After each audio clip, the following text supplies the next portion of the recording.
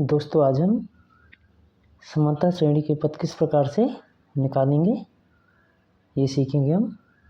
तो दोस्तों क्वेश्चन को बहुत ध्यान से देखिएगा, क्योंकि इस प्रकार के क्वेश्चन प्रतियोगी परीक्षाओं में अक्सर पूछे जाते हैं। अभी तो यह क्वेश्चन हमको देखने में सिंपल लग रहा होगा, बट जब प्रतियोगी परीक्षाओं में यह क्वेश्चन आता है तो हमें बहुत ही डिफ़िकल्ट लगता है। तो हमें उम्मीद है कि आप हमारी वीडियो को अच्छी तरह ध्यान से देखेंगे, ताकि आने वाले समय में आपको कोई परेशानी ना हो अगर इस प्रकार के कोई क्वेश्चन कॉम्पिटिटिव एग्जाम में आते हैं। तो चलिए आज का सवाल हमारा शुरू करते हैं। क्वेश्चन में दिया गया है 741-65 का अंतिम पद से प्रथम पद की ओर 12वां पद ज्ञात कीजिए। मतलब हमको प्रथम पद दिया गया है, अंतिम पद भी दिया गया है कि अंतिम पद से हमको 12वां पद चाहिए कि 12वां पद कौन सा था। तो हमें सबसे पहले लिखेंगे दिया गया है।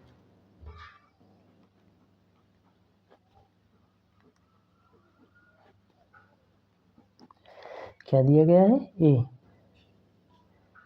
A7। ए हमने आपको बताया है ये होता है प्रथम पद। 7D इक्वल टू दूसरा पद माइनस प्रथम पद। दूसरा पद है हमारा 4 माइनस प्रथम पद 7, इसलिए इक्वल टू -3। डी का भी मान निकलाया। अब हमको एल अंतिम पद से हम किसको एल से प्रदर्शित करते हैं, एल इक्वल टू -65। अब हमको ये बोला गया है कि अंतिम पद से 12वां पद ज्ञात कीजिए। तो हमें सबसे पहले ये पता होना चाहिए कुल कितने पद हैं, तभी तो हम अंतिम पद से उस संख्या को हम निकालेंगे कि कितने पद हैं, तो 12वां पद कौन सा होगा। हमको टोटली पदों की संख्या ही पता नहीं होगी तो हम कैसे निकालेंगे कि 12वां पद कौन सा है। तो सबसे पहले हम क्या करेंगे, टोटल पदों की संख्या निकालेंगे। तो टोटल पदों की संख्या के लिए हम क्या करना पड़ेगा, एल बराबर n-1 डी। इस सूत्र में हम क्या करना है, हमने इन मानों को रख करके हमने टोटल पदों का मान निकालना है। n का मान ज्ञात करेंगे हम। इसमें हम n का मान नहीं, क्योंकि हमको l का मान भी पता है, a का और d का मान पता है, हमको n का मान इसमें से निकालेंगे। तो l का मान है -65 इक्वल टू a कितना दिया है, प्रथम पद 7 n-1, d का मान कितना है -3 -65 7। यहाँ पर a plus n-1 into D आएगा।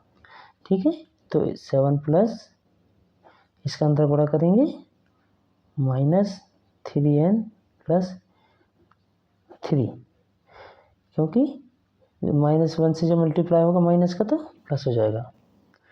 तो यहाँ -65 इक्वल टू 7 और 3 कितना हो जाएगा, 7 प्लस 3 यहाँ करते हैं -3n, तो -3n बराबर -3 यहाँ रहते इसका पक्षांतर करेंगे, 7 10 को इस तरह पक्षांतर करेंगे तो कितना हो जाएगा -65 -10,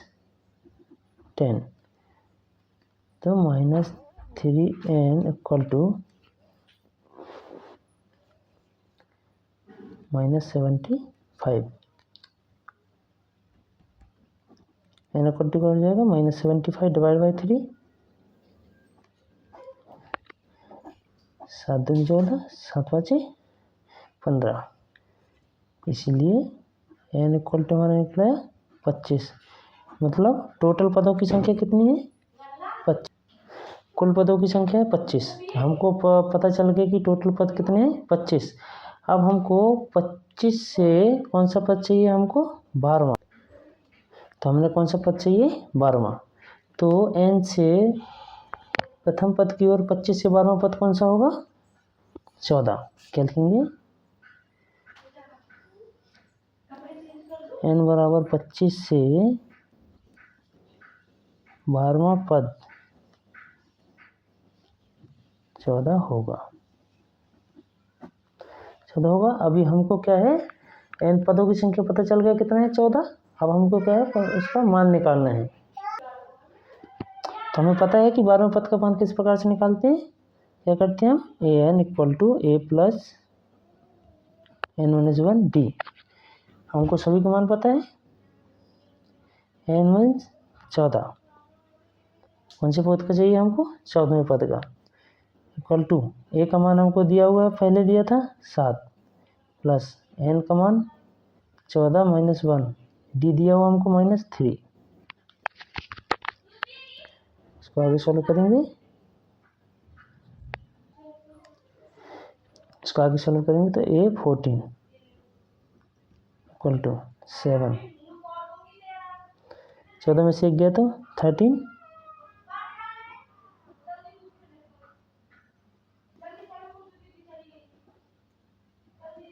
a14 equal to 7 plus 13 39 minus 39,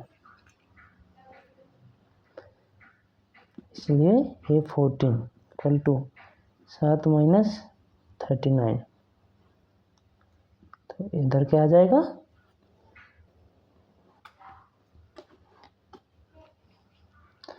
a14 equal to -32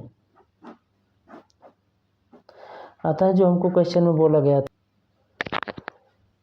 741 का -65 का अंतिम पद से प्रथम पद की 12वां पद ज्ञात कीजिए। तो 12वां पद क्या निकला हमारा, -32। अतः हम लिखेंगे यहाँ पर, अतः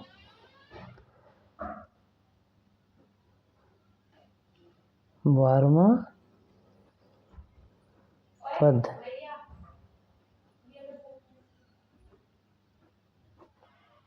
अंतिम से -32 होगा। तो बच्चों, हमें उम्मीद है कि हमने जिस प्रकार से इस क्वेश्चन को सॉल्व किया आपको अच्छा लगा होगा, आपको समझ में आया होगा। यदि आपको हमारा वीडियो अच्छा लगा है, समझ में आया है, हमारे वीडियो को लाइक अवश्य करें। बच्चों, इस प्रकार के क्वेश्चन को सॉल्व करने के लिए हमें शुरू से अच्छी तरह से इस क्वेश्चन को समझना होता है कि क्वेश्चन में क्या दिया गया है और हमें क्या निकालना है। यदि हमें वो समझ में आ गया तो क्वेश्चन सॉल्व करने में हमको बहुत ही आसानी होती है। तो बच्चों, यदि हमारा वीडियो आपको अच्छा लगा हो तो हमारे वीडियो को लाइक एंड शेयर अवश्य करें। धन्यवाद।